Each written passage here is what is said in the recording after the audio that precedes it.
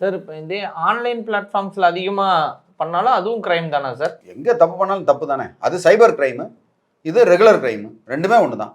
Okay, அதனால் இதுக்கு வந்து தனி இது கிரைம் கிடையாது, அது கிரைம் அப்படின்லாம் சொல்கிறது இல்லை. அப்படி சினிமா டிக்கெட்டை அவங்க தனியாக விற்கிறதுக்கு உண்டான ரைட்டே அடுத்தவங்களுக்கு வராது. வாங்குறதுக்கு மட்டும்தான் ரைட், விற்கிறதுக்கு ரைட் கிடையாது. அப்படி விற்றாங்கன்னா அது கிரைம். சார் அப்போ சினிமா டிக்கெட் மார்க்கெட்லாம் பண்ணுறாங்கல்ல சார், அவங்க மேலே என்ன மாதிரி கம்ப்ளைண்ட்லாம் எடுக்க முடியும் சார்? மார்க்கெட் பண்ணுறதுன்றது வேறு. இப்போ ஒரு சினிமா வந்து நல்லா இருக்குன்றத மார்க்கெட் பண்ணுறது, இந்த இடத்துல டிக்கெட் எடுத்துக்கங்க அப்படின்ட்டு மார்க்கெட் பண்ணுறதுலாம் அது வந்து இட் இஸ் டிஃப்ரெண்ட். அப்போ பிளாக் மார்க்கெட் பண்ணால் சார்? பிளாக் மார்க்கெட் பண்ணால் கண்டிப்பாக அவங்களுக்கு வந்து யார் விற்க முடியும்? இப்போ வந்து டிக்கெட்டை யார் விற்பா? ஒன்று சினிமா தேட்டருக்காரங்க விற்கிறாங்க, அப்படி இல்லைனா புக் மை ஷோ அப்படின்ற மாதிரி அந்த புக்கிங் அவங்க வந்து அதுக்குண்டான பிளாட்ஃபார்ம் கொடுக்குறாங்க. அவங்க வந்து web portal, cinema web portal அவங்க. ஓகே, அவங்க வந்து ஃபெசிலிட்டேட் பண்ணுவாங்க. அவங்க விலை நிர்ணயம் பண்ணுறதே கிடையாது. விலை நிர்ணயம் பண்ணுறதுலாம் வந்து தியேட்டருக்காரங்க தான்.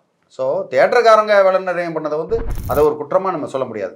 ஆனால் இதை டிக்கெட்டை வாங்கிட்டு ஒரு தனிநபர் விற்கும்போது தான், தனிநபரோ இல்லை ஏஜென்ட்டோ யாரோ ஒருத்தவங்க அதிகமான விலை கொடுத்து விற்கும்போது அது வந்து சட்டப்படி குற்றமாகுது. அது வந்து 420 318 BNSல வரும்.